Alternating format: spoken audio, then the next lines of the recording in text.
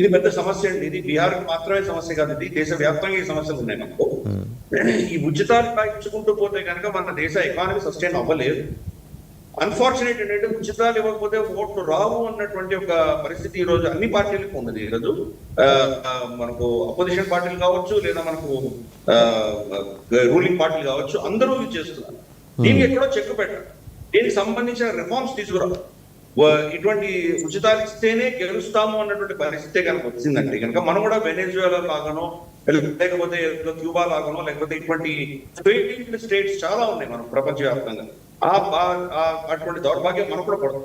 ఒక 2 ఏళ్ల క్రితం మోదీ గారు మొత్తం చీఫ్ సెక్రటరీస్ ఆఫ్ అన్ని స్టేట్స్ పిలిచి వాళ్ళతో ఒక మీటింగ్ పెట్టి వాళ్ళని అడిగారు, మీరు ఏది బిగ్గెస్ట్ ప్రాబ్లం మనకు ఉన్నటువంటి పెద్ద ప్రాబ్లమ్స్ ఏంటో మీరు లిస్ట్ చేయండి అంటే కనుక మెజారిటీ ఆల్మోస్ట్ 90% అందరూ కూడా ఏం చెప్పారంటే ఈ ఉచితాలే మనకు ప్రాబ్లమ్స్ అండి అని వాళ్ళు చెప్పారు. కానీ అదేంటంటే ఒకసారి పులి మీద కూర్చున్న తర్వాత దిగారంటే మిమ్మల్ని తినేసి. ఇప్పుడు మనకు ఎన్డీఏలో కూడా మనం చూసామంటే కనుక ఇప్పుడు కేంద్ర ప్రభుత్వం కూడా కోవిడ్ అప్పుడు మనం అందరికీ ఉచిత ఆహారాలు ఇవ్వడం వాళ్ళు అప్పుడు అవసరం ఉంది కాబట్టి ఇచ్చారు. దాన్ని అలా ఎక్స్టెండ్ చేసుకుపోయారు. ఈ రోజు దాకా మళ్ళీ కట్ చేయలేదు. ఇప్పుడు అవసరం కోసం చేశారు, కానీ దాన్ని విత్డ్రా చేసేటువంటి పరిస్థితి లేదు. మంత్రిగా ఎవరో కాంగ్రెస్ వాళ్ళు స్టార్ట్ చేశారు, దీంట్లో గొట్టాలు ఉన్నాయి, పనికిరాదు అన్నటువంటి బీజేపీ ప్రభుత్వం దాన్ని ఎలాగే కంటిన్యూ చేస్తుంది. దాన్ని కట్ చేయలేదు, ఒక్క పదం కూడా కట్ చేయలేదు, పైపెచ్చు ఇంకా యాడ్ చేసుకుంటూనే పోతుంది. ఎక్సెసివ్ సోషలిజం అనేది మన సమాజాన్ని సర్వనాశనం చేస్తుంది. ఈ విషయం అర్థం చేసుకోవాలి. సోషలిజం అన్నది చాలా మోడరేషన్ లో ఉండాలి. మనకు మన ఒకప్పుడు యాంగస్ మాడిసన్ రిపోర్ట్ చూడండి మీరు. 2000 సంవత్సరాల ప్రపంచ చరిత్రలో 1600 సంవత్సరాల వరకు we were the number 1 economy. అప్పుడు సోషలిజం కాదు, ప్రజలు సంపదని క్రియేట్ చేసేవాడు. అందుకని సోనీకి చిడియాని మనం లూట్ చేయడానికి బయట నుంచి అందరూ వచ్చారు ఆక్రాంతలు. దాని నుంచి ఇప్పుడు మనం పావర్టీ, పేదరికాన్ని పంచుతున్నాం. సోషలిజం ఇస్ నథింగ్ బట్ పేదరికాన్ని పంచడం. మనం ఫస్ట్ ఏమంటారంటే ధనం సంపాదించే వాళ్ళని మనం పెంచాలి. అంబానీ అదాని ఇద్దరు పేరు చెప్పి మనం దాన్ని కొట్టేయడం అనేది చాలా తప్పది, నరేటివ్ చాలా తప్పది. మనం కోటీశ్వర్లు ఇంకా 1 కోటి మంది రావాలి దేశంలో, అలా మనం ప్లాన్ చేయాలి. కానీ ఉన్న వాళ్ళని మనం కిచ్చపరుస్తూ ఉంటే కనుక దీనివల్ల లాభం లేదు. గత 2 సంవత్సరాల్లో ప్రమాణం 50,000 మంది కోటీశ్వర్లు ఈ దేశం నుంచి వెళ్ళిపోయారు, ఎన్ఆర్ఐలుగా వాళ్ళు వెళ్ళిపోయారు. సో ఈ పరిస్థితి మనం అర్థం చేసుకోవాలి. ఈరోజు న్యూయార్క్ నుంచి అందరూ వెళ్ళిపోతామని ఎందుకు బెదిరిస్తున్నారు? మమతానికి గెలిచినందువల్ల. సో అందుకని మనం వాళ్ళని గౌరవించిన రోజే మనకు వెల్త్ క్రియేషన్ ఉంటుంది, ఉద్యోగాలు వస్తాయి. వాళ్ళని మనం డిస్మిస్ చేయకూడదు. ఈ పొలిటికల్ సిస్టమ్ లో మనకి ఒక ప్రాబ్లం ఉన్నది. బీహార్ లో దాన్ని ఎలా మేనేజ్ చేస్తారో పైపెచ్చు అక్కడ ప్రొహిబిషన్ కూడా ఉన్నది, వచ్చేటువంటి ఆదాయం కూడా కట్ చేసుకుంటుంది. కాబట్టి బహుశా పునరాలోచించుకోవాల్సిన ఆవశ్యకత ఉన్నది వాళ్ళకు. దాని ఇన్కమ్ జనరేషన్ ఎలా చేయాలో సీరియస్ గా ఆలోచన చేయాలి.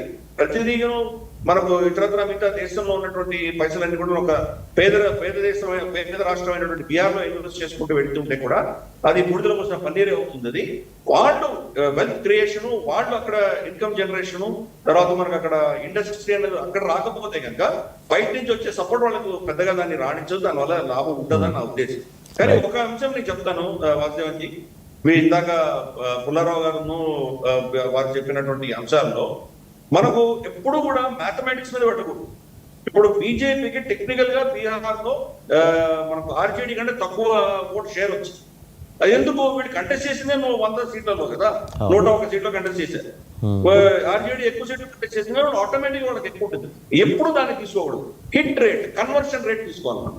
కన్వర్షన్ రేట్ తీసుకుంటే ఈ రోజు బీజేపీ 90% పైన వాళ్ళ కన్వర్షన్ రేట్ ఉంది. వేరస్ ఆర్జేడీకి ఎంత ఉంది చూసామా, 25-30% ఉంది. కాబట్టి అది చాలా కీలకం. లాస్ట్ టైం మనకు చిరాగ్ పాస్వాన్ 1 సీటే గెలిచారు, అన్ని సీట్లలో కంటెస్ట్ చేసి 1 సీటు గెలిచారు. ఇప్పుడు 28 సీట్లలో 29 సీట్లు కంటెస్ట్ చేసి రామారాం 20 సీట్లు వచ్చింది. అందుకని ఈ హిట్ రేట్ అనేది మనకు ఎప్పుడు కూడాను వాళ్ళ ఓట్ షేర్ చూడకూడదు, చూడవలసింది కన్వర్షన్ రేట్స్ చూడాలి. ఆ కెమిస్ట్రీ పనిచేసి, మ్యాథమెటిక్స్ కాదు కెమిస్ట్రీ పనిచేసి. 4 మనకు ఎన్డీఏ కోalition పార్ట్నర్స్ ఉన్నారు. 1 జేడీయూ, 2 తెలుగుదేశం, 3 శిరోమణి అకాలీదళ్, 4 శివసేన. బీజేపీతో కలిసినప్పుడు మాత్రమే వాళ్ళు గెలుస్తారు. గెలిచిన తర్వాత మేమే చాలా రాజులం గొప్పవాళ్ళం అని చెప్పేసి విర్రవీకి ఎన్డీఏ నుంచి దూరం వెళ్ళిన తర్వాత అందరూ నష్టపోయారు. బట్ నితీష్ ఈసారి కన్సిస్టెంట్ గా ఉంటారా సార్? ఎందుకంటే ఆయన్ని పల్టీ మాస్టర్ అంటుంటారు కదా, ఈసారి కన్సిస్టెంట్ గా ఉంటారు. కరెక్ట్. మనకు చంద్రబాబు నాయుడు గారు కూడా పల్టీ మారేది, ఆయన కూడా వెళ్ళిపోయారు. ప్రతిసారి బీజేపీ నుంచి ఎన్డీఏ నుంచి బయటకు వచ్చినప్పుడు వీళ్ళు ఓడిపోయారు. వీళ్ళ పరిస్థితి ఈ రోజు మనం ఉద్ధవ్ ఠాక్రే పరిస్థితి ఏంటో చూస్తున్నాం, మనం ఎస్ఐడి శిరోమణి అకాలీదళ పరిస్థితి ఏంటో చూస్తున్నాం. కానీ నితీష్ కుమార్ కి చంద్రబాబు నాయుడుకి విజ్ఞత ఉంది, మళ్ళీ అర్థం చేసుకున్నారు. మనం ఇక్కడి నుంచి బయటకు వెళ్తే మనం పరిస్థితి ఏంటో చూసి మళ్ళీ వెళ్ళిపోయారు ఎన్డీఏలో. అందుకని ఈ రోజు ఎంత అద్భుతంగా ఉండగలిగింది. కానీ బీజేపీ కూడా అదే పరిస్థితి. వీళ్ళతో విడిపోయిన తర్వాత బీజేపీ కూడా ఏమి రాణించలేదు. మన ఆంధ్రప్రదేశ్ లో చూస్తే 100 తక్కువ ఓట్లు వచ్చాయి బీజేపీకి. కానీ ఈ కోalition కెమిస్ట్రీ పనిచేస్తే మాత్రం అద్భుతంగా ఇద్దరు పనిచేస్తారు. కానీ అది ఆ కెమిస్ట్రీని గౌరవించిన రోజే ఈ పార్టీలు గెలుస్తాయి. అందుకని ఈ రోజు బీజేపీలో కెమిస్ట్రీ అద్భుతంగా పనిచేసింది. అన్ని వర్గాలకు వాళ్ళకి సమంగా వాళ్ళకి గౌరవం ఇచ్చి ఆ సీట్ షేరింగ్ చేస్తున్నారు కాబట్టి ఈ రోజు ఘన విజయం సాధించగలిగారు. సో మనకు ఇన్ఫాక్ట్ అప్పుడు వచ్చినటువంటి రిపోర్ట్స్ కూడా మనం చూసామంటే గత ఎన్నికల్లో, సార్వత్రిక ఎన్నికల్లో వైసీపీ ఓడిపోతుంది కానీ ఇంత ఘోరంగా ఓడిపోతుందని అనుకోలేదు. కోalition బీజేపీను జనసేన ఇద్దరు కలవడం వల్ల కెమిస్ట్రీ వల్ల గెలిచారు. కాబట్టి ఇప్పుడున్నటువంటి పాలిటిక్స్ లో మనం ఎప్పుడు కూడా మ్యాథమెటిక్స్ చూడకూడదు, ఓట్ షేరింగ్ చూడకూడదు, మరి కెమిస్ట్రీని చూడాలి. ఎంత అద్భుతంగా వాళ్ళు ఈ యొక్క దీన్ని కెమిస్ట్రీని వాళ్ళు వర్క్ చేయించగలిగారన్నది చాలా కీలకం. అందుకని ఈ బీహార్ ఎన్నికల్లో ఈ కెమిస్ట్రీ వర్క్ చేసింది. కానీ ఉల్టా మీరు అటు సైడ్ చూసామంటే కనుక, మనకు ఇండి గఠబంధన్లో చూసామంటే కనుక ఎక్కడెక్కడ కాంగ్రెస్ తో వాళ్ళు పొత్తు పెట్టుకున్నారో ఆ పార్టీలు నాశనమైంది. కాంగ్రెస్ రైట్. ఒకసారి పుల్లారావు గారి దగ్గరికి వెళ్దాం సార్. ఒకసారి పుల్లారావు గారు, ఒక మేజర్ కన్సర్న్ ఇవాళ బీహార్ రాష్ట్రం ఎదుర్కోబోతోంది. 33,000 కోట్ల రూపాయలు ప్రయాణం కట్టాలి, స్పెండ్ చేయాలి అంటే అక్కడ సంపద సృష్టి లేదు. ఏది దక్షిణాది రాష్ట్రాల్లో మాదిరి పక్క దేశాలకు వెళ్ళటం, ఇన్వెస్టర్లను తీసుకురావటం, కింద మీద పడి వాళ్ళని బెత్తనాలు బామాలు వాళ్ళకన్నీ సౌకర్యాలు ఇవ్వటం చేసి సంపద సృష్టించేందుకు పెద్ద ఎత్తున ప్రయత్నాలు జరుగుతున్నాయి. బీహార్ రాష్ట్రం ముఖ్యమంత్రులు ఎవరైనా సరే నితీష్ కుమార్ గారి ముందర పెద్దగా మాట్లాడుకోవాల్సింది ఏం లేదు, కానీ సంపద సృష్టి అనేది ఎక్కువగా జరగలేదు అనేది స్పష్టంగా కనిపిస్తుంది. ఎక్కడి నుంచి ఈ ఫండ్స్ వాళ్ళు తెచ్చుకోరు? గవర్నమెంట్ ఆఫ్ ఇండియా ఇచ్చేది కొంత ఉంటుంది, బట్ వీళ్ళు స్పెండ్ చేసేది ఇంకా ఎక్కువ ఉంది కదా. మర్చిపోతున్నారు. యునైటెడ్ బిహార్ భారతదేశంలో ఎక్కువ కోల్ మైనింగ్, ఎక్కువ iron ore mining, first steel plant United Bihar. అందరూ మర్చిపోతున్నారు. 150 సంవత్సరాలు బట్టి ఇండస్ట్రియలైజేషన్ అంటే అక్కడే స్టార్ట్ అవ్వింది. అంటే వేరే రాష్ట్రం ఏర్పడింది కదా సార్, ఇప్పుడు వేరే రాష్ట్రం ఏర్పడింది కదా ఇప్పుడు. తర్వాత 20 సంవత్సరాల క్రితం ఏర్పడింది. అది ఇండస్ట్రియలైజేషన్ చేయలేదు, అందుకునే పాడైపోయారు అంత కరెక్ట్ కాదు. ఇండస్ట్రియలైజేషన్ చేశారు, ఆ వెల్త్ ఏం చేశారు, ఆ వెల్త్ బయటకు వెళ్ళిపోయిందా, బాంబే వెళ్ళిపోయిందా, కలకట్టా వెళ్ళిపోయిందా, సంపాదించిన కమిషన్స్ అని అది వేరే విషయం. బట్ ఇండస్ట్రియలైజేషన్ చేశారు. తర్వాత ఇంకోటి కూడా మనం బీహార్ సిచ్యువేషన్ వాళ్ళది ఒకే రూట్ ఉన్నది స్టేట్ ప్రోగ్రెస్ అవడానికి. అది ఇండస్ట్రీ అంటే నేను ఒప్పుకోదు, ఎందుకంటే ఇండస్ట్రీ కూడా చాలా టైం కావాలి, 10 సంవత్సరాలు టైం కావాలి, లీడ్ కావాలి. అది అంత టైం ఎక్కడ ఉన్నది వీళ్ళకి? మళ్ళీ ఎలక్షన్. షార్ట్ టర్మ్గా చేసేది చాలా ఉన్నది బీహార్కి.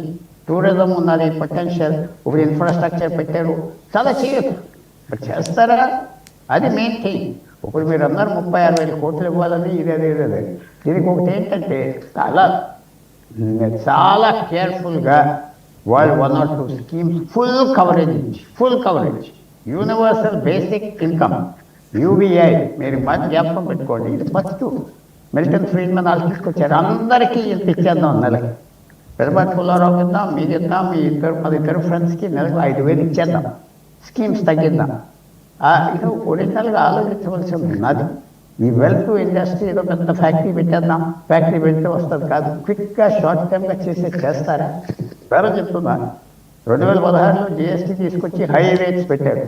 6 నెలల క్రితం నుంచి ప్రధానమంత్రి తోచింది ఏదో తప్పు చేస్తున్నాం, ఆర్టీజీఎస్ కరిగిపోతుంది, అది తగ్గించాడు సెప్టెంబర్. తగ్గించినప్పటి నుంచి ఇన్ఫ్లేషన్ రేట్ పడిపోయింది, ఇన్ఫ్లేషన్ ధర పడిపోయింది, ట్యాక్సెస్ ఏం పెద్ద పడిపోలేదు, విశేషంగా పర్చేసింగ్ అవుతుంది. అవి కొత్తగా నోవెల్గా చేసే విధానాలు ఉన్నాయి. అది అప్లై చేస్తారా బీహార్కి? చేస్తే ట్యాకిల్ చేయొచ్చు. 36,000 కోట్లు ఎంతో ఇది పెద్ద లెక్క కాదు, ఈజీగా ట్యాకిల్ చేయడు. ఇన్వెస్ట్మెంట్ తీసుకొచ్చి అది చేసేది ఉన్నదా? అలా స్కిల్ పెడతారా? స్కిల్ పెట్టి ఇవన్నీ ట్యాకిల్ చేయదు. కానీ మీరు అన్నట్టుగా అందరూ అన్నట్టుగా మరీ టూ మచ్గా చేయక్కర్లేదు. ప్రజలు కూడా 6 గ్యారెంటీలు అన్నారు తెలంగాణలో, సరిగ్గా 6 చేయట్లేదు. మేము 4 చేయగలుగుతున్నామయ్యా, 2 వదిలేస్తున్నామంటే ప్రజలు ఏమన్నారు? బాగా చేస్తాను 4 అంతా వదిలిపోతుంది. కొంచెం టెక్నికల్గా మోరల్గా వెళ్ళొచ్చు బీహార్లో. పీపుల్ ఇంకా పాత వ్యవహారం అంతా ఉన్నది అక్కడ, మనలాగా టూ మచ్గా కమర్షియల్గా కాదు. సో ఐ ఎక్స్పెక్ట్ కొత్త ఇనిషియేటివ్స్ తీసుకుంటారు బీహార్లో. ఐ ఎక్స్పెక్ట్ అది చేస్తారా చేయరా అని చెప్పలేం. తీసుకుంటే మాత్రం ఇది ట్యాకిల్ చేయొచ్చు. ఇదే పెద్ద విశేషమైన అమౌంట్స్ కాదు. Right right. ఫైనల్గా రామ్మోహన్ రావు గారు కుడ్ యూ ప్లీజ్ కంక్లూడ్, ఎందుకంటే ఇది సార్ పుల్లారావు గారు చెప్పినట్టు ఇది అడ్రస్ చేయగలరు, వాళ్ళకి ఆ సత్తా ఉంది ఆయన. ఎందుకంటే ఒక పాజిటివ్ అట్మాస్ఫియర్లో అక్కడ గవర్నమెంట్ ఫామ్ కాబోతుంది అండ్ ఆ కొహెసివ్నెస్ అనేది స్పష్టంగా కనిపిస్తుంది. అండ్ ఇంకొకటి చాలా కీలకమైన పాయింట్ వారు అన్నారు, కమర్షియల్ మైండ్ సెట్ అక్కడ లేదు బీహార్లో, సో వాళ్ళు అచీవ్ చేయగలరు అనేది. ఇప్పుడు మీ అభిప్రాయం ఏంటి దీని మీద? అనుచిత ఉచితాల గురించి నేను మాట్లాడాలనుకుంటున్నాను. కానీ గిరిధర్ గారు కొంచెం బుద్ధిగా ఎక్కిస్తున్నాడు. అట్లాంటి కార్పొరేట్లకు దోచిపెడుతున్నారు కదా, వీళ్ళకి ఎందుకు ఇవ్వాలని. ఒక కుటుంబం పెద్ద తనకు వచ్చే ఆదాయాన్ని మొత్తం పిల్లల విద్య, ఆరోగ్యము, పిల్లలకు ఎట్లా భవిష్యత్తు వాటి ఆలోచించినట్టే ప్రభుత్వాలు కూడా ఆలోచించారు అక్కడ. కానీ ఇక్కడ ఏమైందంటే అనుచిత ఉచితాల గురించి అందరూ మాట్లాడుతున్నారు. మోడీ గారు రేవిడీస్ వ్యతిరేకం అంటారు.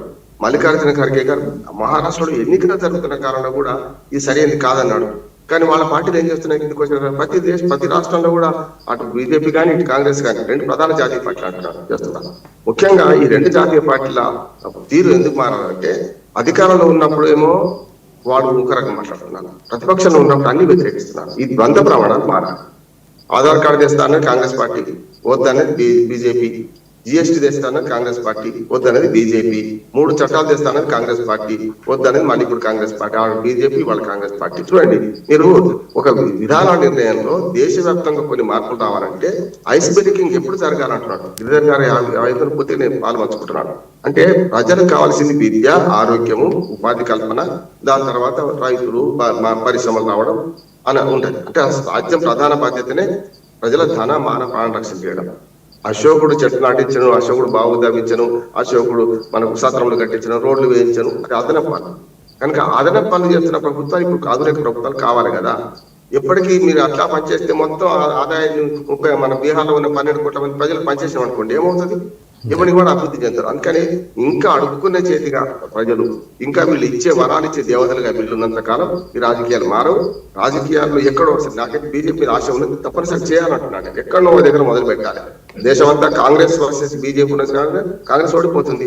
తప్పుడు విధానాలు, తప్పుడు ఆరోపణలు, వాళ్ళకి గెలవలేక ఆడలేక మధ్యలో ఓడు మొన్నటి దాకా అప్పుడైనా ఇప్పుడైనా రెండు పార్టీలు కూడా ఈవీఎంల మీద కూడా బీజేపీ సంగతి ఏంటి, కాంగ్రెస్ సంగతి ఏంటి, రెండు పార్టీలు గెలిచినప్పుడు తమ గొప్ప అంటున్నాయి, ఓడినప్పుడు ఈవీఎంలు తప్ప అంటున్నాయి. ఇప్పుడు అది పోయింది. ఈవీఎంల మీద అనుమానాల ప్రాతిపదిక మేము తీసుకోవాలని సుప్రీంకోర్టు గట్టిగా మొట్టికాయ వేసినాక ఇప్పుడు ఓటు చోరీ కాకొస్తున్నాను. నేను స్పష్టంగా చెప్తున్నాను, ఎస్ఐఆర్ స్పెషల్ ఇంటెన్సివ్ రివిజన్ జరగాల్సిందే, జరగాలి.